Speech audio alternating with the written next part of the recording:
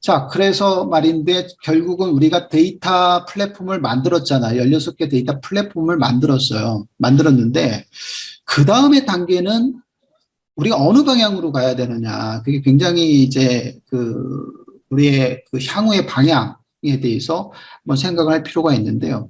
저희가 조금만 말씀을 드리면 2019년도에 정부 주도하에 펀드를 조성을 해서 16개의 플랫폼이 탄생이 됐어요. 그래서 1년, 2년, 3년, 3차년, 그러니까 3년 동안 펀드를 제공을 받으면서 이 플랫폼 구축을 했단 말이에요.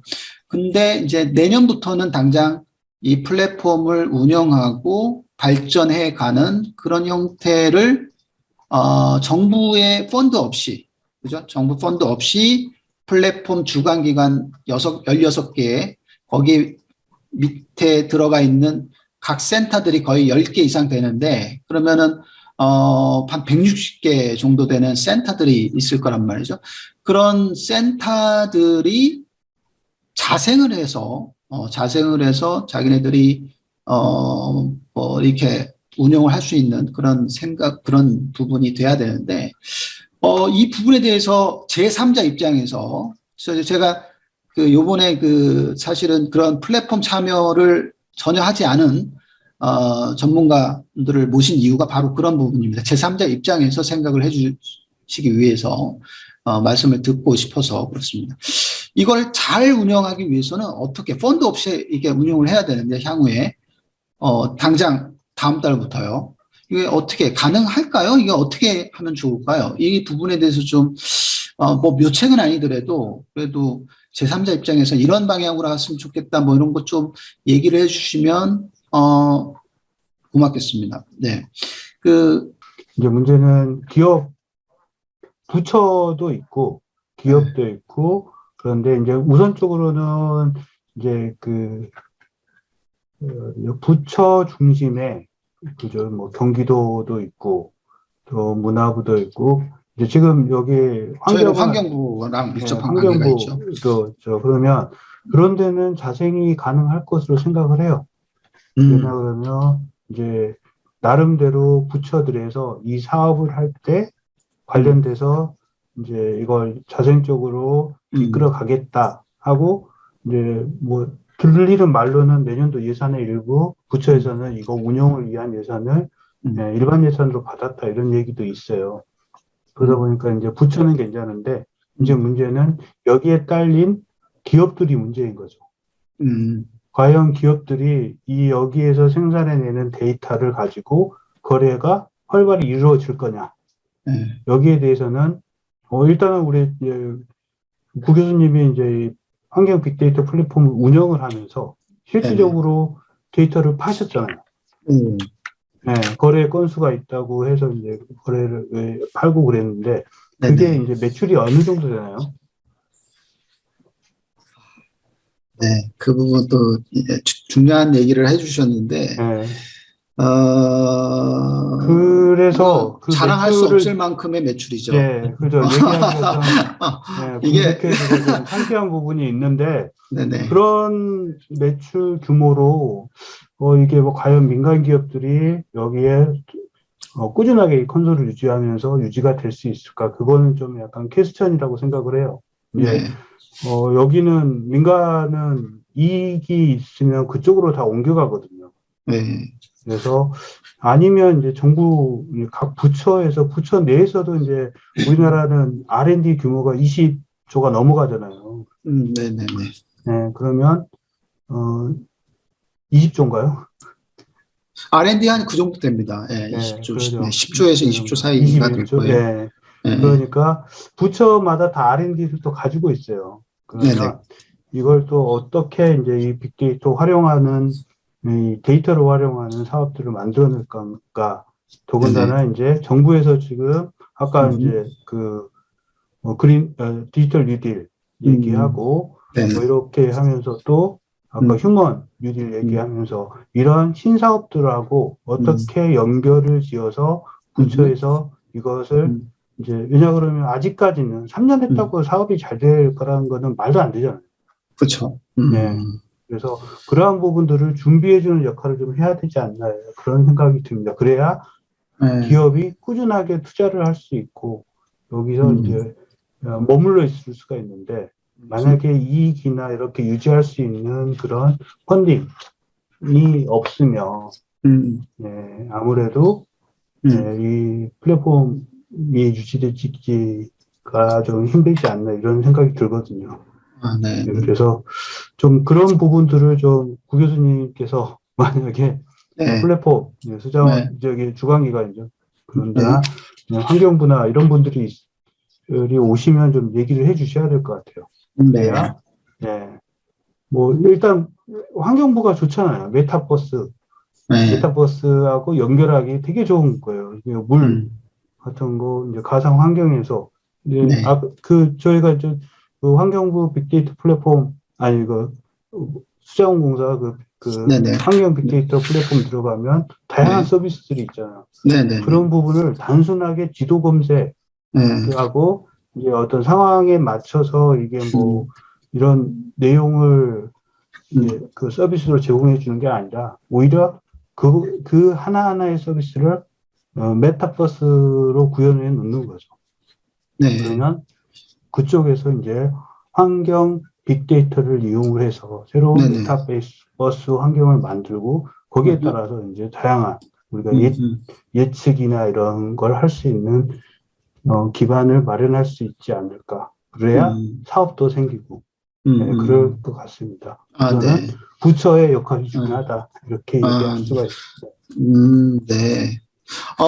그, 좋은 말씀 해주신 것 같아요. 그러니까, 부처가,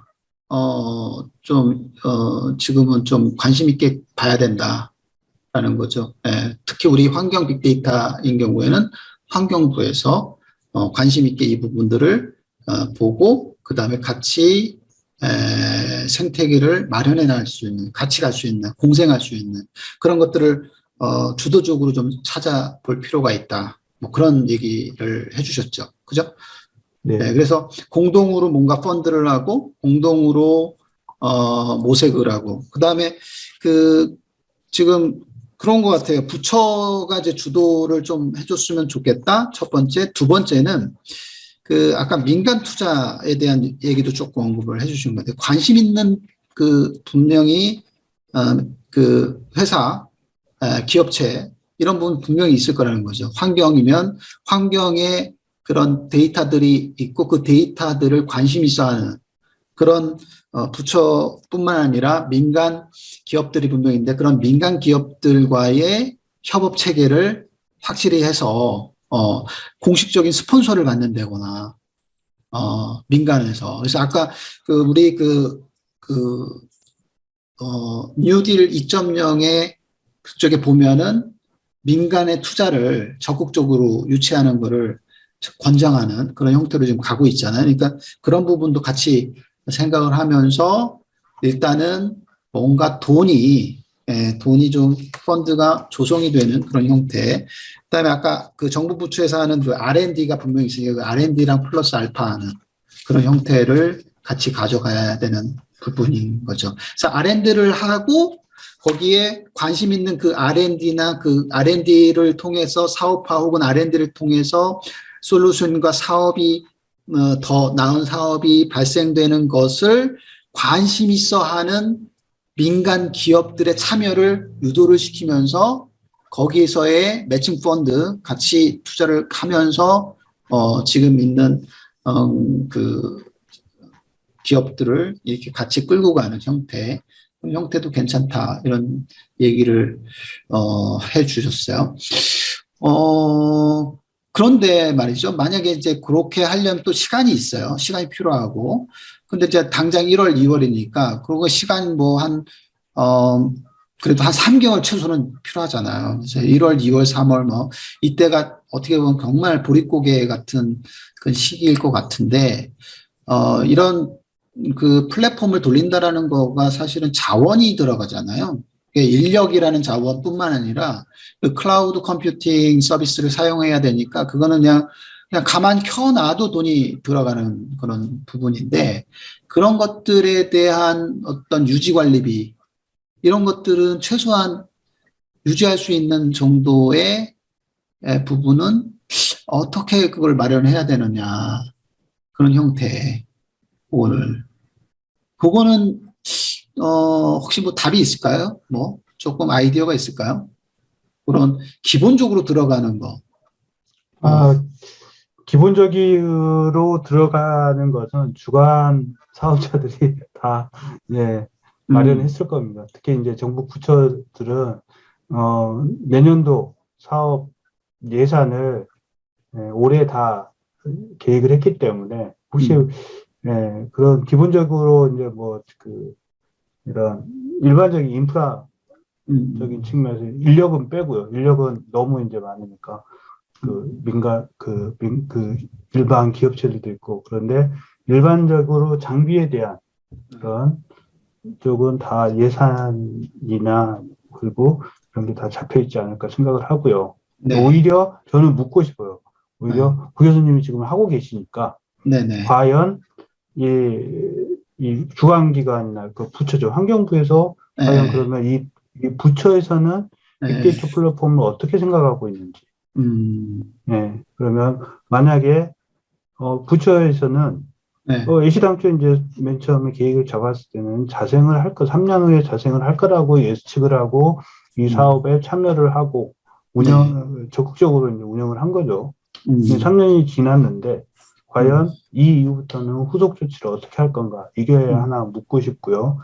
음, 그 다음이 이제 아까 말씀하신 다양한 뭐 그런 게 있죠. 이제 후속 사업이나 그런데 이게 실질적으로 우리가 얘기한다 그러면 내년에 우리가 얘기한 뭐 이런 안을 준다 그래서 바로 적용되는 게 아니라 그런 안을 가지고 또 계획을 잡고 예산을 만들어서 네, 네, 내후년쯤 가능한 거예요. 맞아요. 그래서 일단은 어, 내년이 엄청난 보릿고개가 되지 않을까. 그리고 이제 음, 대선이 4월이죠. 4월에 있기 3월 때문에 아니요, 3월? 4월 아닌가요? 예, 한번 3월. 예, 한번 봐야 되겠네요. 예, 대선이 있기 때문에 음, 음, 그 이후로 또 이제 이런 게 전부 이게 바뀔 수도 있기 때문에 음, 아까 이제 정부 계획이잖아요. 정부 계획이 2025년까지 160조 원을 이제 음, 투자해서 뭐 이거 한다 그러는데 그거는 이제 정권이 안 바뀌었을 때 그 얘기고요. 음, 그리고 이제 딱 보면 이게 아까 얘기했듯이 2.0 되면서 안전망 강화나 그리고 사람 네, 투자 이쪽으로 그 휴먼 네, 뉴딜 쪽은 이게 약간 좀 현재 민주당 대선 후보의 음, 공약이랑 결이 같아요. 음, 네. 그래서 맞아요. 이게 만약에 정권이 음, 바뀌면 이게 완전히 바뀔 수도 있거든요. 그래서 이 음, 부분에 대해서는 일단은 이 휴먼 뉴딜에 대해서는 좀 약간 좀 우리가 고민을 해봐야 될 것 같아요. 근데 이제 거기서도 이제 약간씩 오버랩 되는 부분들이 있겠죠. 양 후보들 간에. 그런데 네, 우선적인 거는 이제 올해 거는 우리가 음, 고민 안 하셔도 되고요. 음, 내년에 대해서 내년 거는 고민을 안 하셔도 되고 네, 내후년에 대해서 어떻게 할 건지 고민을 하셔야 될 것 같아요. 내년은 음, 정말 고개가 될 것 같습니다.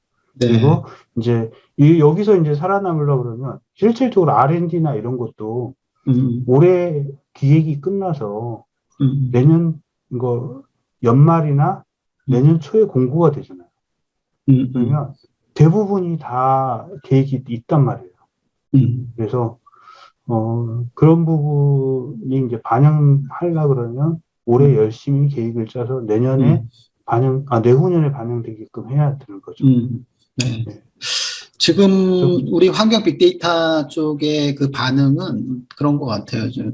그 협의체를 구성을 일단 했고요. 그래서 내년도에 이거를 어떻게 잘 풀어갈 거냐를 이제 협의체를 통해서 이렇게 그 협의를 하고 했는데 거기에 이제 반응은 뭐냐면 지금 우리가 했던 데이터를 그 수집하고 가공해서 갱신하는 거 이런 부분들은 다 기업이나 그다음에 기관에서 다 가능하다. 가능하다. 그 가능할 수 있는 거는 그동안 3년 동안 수동으로 했던 거를 반자동 혹은 자동으로 좀 이렇게 구축을 했고, 두 번째는 뭐 그러다 보니 특별한 인건비는 크게 발생되지 않는 그런 부분이면서, 그다음에 저희 그 환경 빅데이터 같은 경우는 기관들이 그 기관이나 기업체들은 이제 그 갱신에 대한 데이터 갱신에 대해서는 다 뭐 어려움 없이 할 수 있다라고 표명을 하고 있고, 근데 이제 문제는 신규 데이터를 발굴하고 육성하는 그런 부분은 좀 어렵다. 예, 라는 그런 의견이 많고, 그다음에 어떻게 하면, 그리고 특히 우리는 기관이 많아가지고 유료 데이터가 별로 없어요. 다 무료 데이터로 그 오픈을 했기 때문에, 그러니까 이제 거기서 매출이 저조하고 그다음에 매출이 없으니까 지금과 같은 상황이 일어났는데, 수자원공사의 주관기관으로서의 수자원공사는 아마도 그런 예산 확보는 하고 있지 않을까 얘기를 하고 있지만, 근데 그 수자원공사 얘기는 그거는 플랫폼만 국한된 것이다 라고 얘기를 하고, 나머지 센터들은 센터에서 자생해라 라는 부분을 이제 기본적인 원칙으로 생각하고 있고, 그 센터 중에서도 우리가 기관과 같은, 공기관과 같은 그 센터들이 있거든요. 그런 부분들이 꽤 있어서 거기는 이제 어느 정도는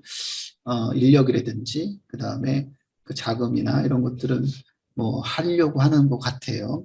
그게 이제 사실은 계약 조건에도 2년 동안은 더 해야 해라라고 하는 그런 계약 조건이 있었기 때문에 그거는 기관에서 의무로 뭐 생각을 하고 할 것 같아요. 그렇지만 더 나은 어떤 뭔가의 서비스나 혁신 서비스를 한다거나 신규 데이터를 만들어내는 그런 거는 좀 어렵지 않냐라는 생각이고요.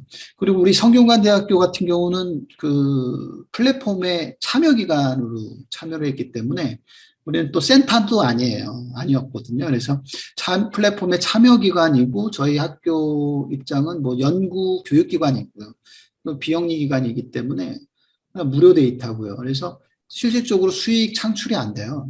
네, 그렇기 때문에 저는 그래서 그 아이디어로 우리와 같은 비영리면서 교육기관이면서 플랫폼의 참여기관으로 되어 있는 기관인 경우, 그런 경우에는 결국은 뭔가를 별도로 해야 된다. 근데 저희 같은 경우는 연구기관이면서 그 교육기관이기 때문에 가칭, 환경 빅데이터, 뭐 전문 인력 양성 사업 뭐 이런 것들을 가칭으로 생각을 하고, 환경부, K워터 각 센터들이 같이 공동으로 전문 인력 양성 사업을 만드는 거죠. 아예. 사업, 아까 R&D 중에 하나로 그런 사업을 만들고, 그거를 이제 공동으로 마련을 해서 그 뭐 연 12회, 뭐 월 1회, 뭐 주 1회, 뭐 이런 식으로 다양하게 온라인, 오프라인 교육 커리큘럼을 좀 만들어서 이제 그 공격적으로 교육생을 모집하고, 그 교육생을 양질의 교육 서비스를 하고, 그죠? 그래서 우리는 이제 우리 입장에서는 그런 교육 서비스를 지원하는 거는 충분히 할 수 있다. 예, 그죠?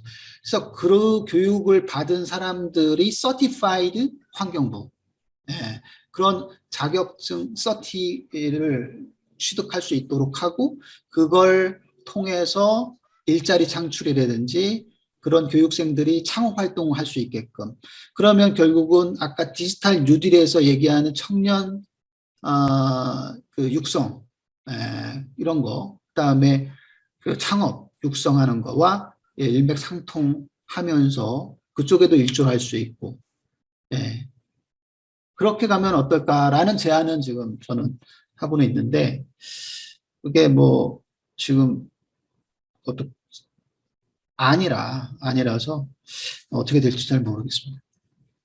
그건 어떠세요? 제 생각은 그런 부분들은 기업에서는 그런 식으로 해서 기업에 좋은 양질의 그런 그 전문 인력들을 또 이렇게 배출해주고 데이터 인재들을 또 배출해주고 그러면은 참 좋잖아요, 그죠? 뭐 이런 스타일로 뭔가 비즈니스를 더 하고 그래서 그 비즈니스를 통해서 수익이 창출되고 그거를 이제 교육 목적 그다음에 연구 목적에 계속 쓰는 그런 형태로 저희는 나갈 거다라는 생각을 하고 있습니다. 방 박사님의 민간 음, 기업의 의견도 좀 들어봐야 되지 않나요? 그럴까요? 민간 기업의 의견.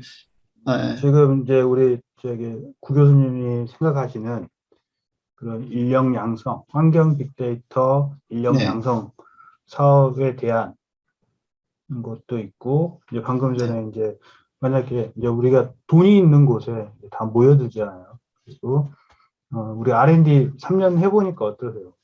후속 사업 없으면 힘들죠. 그래서 힘들죠. 똑같은 거죠. 뭐, 지금. 힘들죠. 예, 그러니까, 그래서 음, 그런 걸 우리 음, 저기 민간 기업인 우리 원아이들의 우리 방경식 이사님의 의견을 좀 들어보는 것도 좋을 것 같습니다. 네. 이사님 사실은 좀 나름대로 그 지금 하시는 일이 확실하게 비즈니스가 좀 있으신 거잖아요. 그래가지고 그 마이크가 좀 안 들리는데요? 잘 들리세요? 들리세요? 안 들리세요? 좀 들리세요. 그러니까 비즈니스가 확실히 있어가지고 이게 그 이런 고민을 잘 안 하셨을 것 같아요. 이런 상황도 좀 그런데 어, 어, 근데 무슨 비즈니스를 하시죠? 지금 잠깐 비즈니스에 대해서 좀 어떤 건지 좀 설명해 주실 수 있어요? 저희가 설명해 주시겠어요? 네. 저희가 다루는 데이터들은 이제 흔히 아시는 멜론이나 북스에서 판매되는 판매 로그를 가지고 막 저작권 정산이라든지 그 데이터들을 어, 가공해서 저작권자들이 판매 현황 추이라든지 통계 이런 것들을 실시간으로 볼 수 있도록 어, 그렇게 하는 비즈니스를 하고 있는데 네. 저번 시간에도 말씀드렸던 내용인데 그러니까 데이터를 가 의미가 있으려면 물론 잘 쌓고 하는 것이 일차적으로 중요하긴 하지만 네. 두 번째로는 그 데이터를 잘 가공하고 그다음에 쌓는 거에 있어서 일정 구멍이 없어야 된다는 게 전제가 된 다음에 데이터를 원하는 층이 있어야 되거든요. 데이터 원하는 층, 네, 고객층. 원하는 사람이 있거나 기업이 있거나 원하는 층이 있어야지 그 네. 데이터가 음, 활용이 되고 뭔가 제공이 되고 음, 뭐 거래가 되는 거지. 쌓는 음, 것만 잘 쌓고 있다고 이 데이터가 방대하다고 해서 이게 의미가 네. 있다라고 생각하지 않는데 음, 음, 지금 약간 그런 느낌을 뭐 냉정하게는 좀 받고 있습니다. 그러니까 음, 이런 이런 사업을 통해서 음, 이렇게 굉장한 데이터 맵과 굉장한 뭐 그 방대한 데이터들이 수집이 됐는데 음, 아까 잠깐 데이터 맵 그 사이트를 들어가서 조금 시간이 돼서 음, 잠깐 봤는데요. 네. 1차적인 수집에서 지금 현재 끝나 있지 않나라는 느낌이 조금 컸고요. 네. 그다음에 업데이트 주기도 음, 예를 들어서 한 달인데 8월로 마지막 데이터가 있다라든지 음, 이런 식의 어떤 운영적인 부분에 있어서 지금 조금 관심을 좀 더 가지셔야 될 것 같다는 생각이 좀 들고요. 네. 네. 그래서 지금 현재는 이 데이터들을 원하는 층이라든지 원하는 어, 수요자가 누군지 모르는 상태에서 어, 어떻게 자생할까라는 고민이 또 물론 크시겠지만 그걸 같이 연관지어서 고민을 해보시는 게 좋을 것 같고요. 네. 어, 그래서 뭐 R&D는 뭐 저희 교수님께서 말씀하셨듯이 기획과 이게 진행이 되려면 보통 1년의 시간이고 지금 시기적으로도 이미 좀 때는 늦은 것 같고 거의 뭐 음, 바우처 사업이라든지 그런 쪽도 한번 보시면 좋을 것 같기도 하고요. 근데 네. 교수님께서 말씀하신 그 인력 양성과 같은 거는 굉장히 좋은 아이디어라고 생각을 합니다. 그러니까 기업체들도 데이터를 다루고 가공하고 이걸 분석하고 하는 인력들을 분명히 필요로 하는데 네. 뭐 관에서 인정해주는 그런 자격을 취득할 수 있는 커리큘럼을 해서 그걸 운영을 하시면 기업체 같은 입장에서는 좋은 인력을 영입할 수 있는 기회가 많아지니까 안 그래도 뭐 개발자라든지 이런 인력난이 굉장히 심한 지금 환경에 있어서 사람 뽑기 정말 힘들거든요. 네, 네. 그렇게 계속 나온다면 굉장히 좋은 아이디어를 내신 것 같아요. 네. 어, 굉장히 임팩트 있는 말씀을 해주셨어요, 진짜. 우리가 뭐 돈을 벌려면 그 돈을 누가 사가야 되는데, 결국은 정확한 수요자, 고객층을, 지금도 늦지 않았으니까 찾아야 된다.